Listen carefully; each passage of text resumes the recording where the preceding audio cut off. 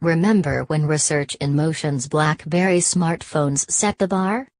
My first smartphone was a BlackBerry 7130E. I loved the phone. And then my son gave it a bath in a ginger ale. The 7130E had it all: a scroll wheel, Java apps, a keyboard and a swappable battery that would last for days. That phone came out in 2005 and I had mine until 2009. Ironically, Research in Motion started to struggle around the same time my 7130E died.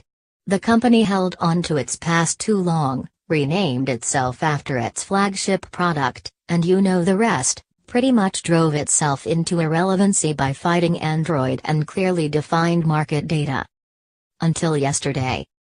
BlackBerry just revealed the KEYone. And look, it has a physical keyboard. In 2017. Why not? There are some underlying differences between this device and classic BlackBerry devices. First, BlackBerry is not manufacturing this device. TCL is making this handset for BlackBerry. Second, the KEYone runs Android instead of an in-house operating system.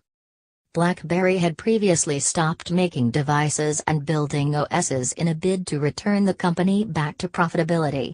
The idea was to license the brand's name and build software solutions that run on Android.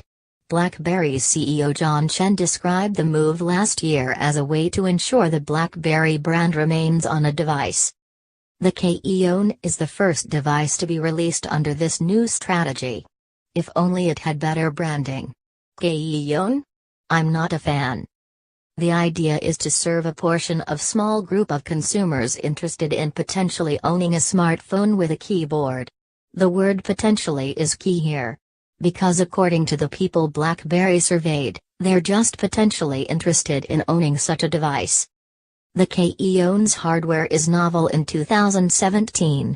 It features several past BlackBerry innovations with new trends. The keyboard can serve as a trackpad and there's a fingerprint reader built into the spacebar. The keyboard trackpad isn't new. The BlackBerry Passport released in 2014 first sported a touch-enabled keyboard.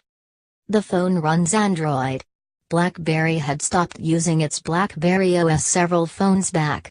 But those phones didn't have a physical keyboard.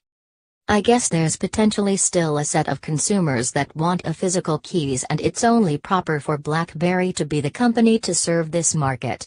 If nothing else, it's a way to set apart from the rest of the Android market, which is filled with copycats and devices that are nearly identical. In that respect, the move back to the good old days is smart and a bit cute.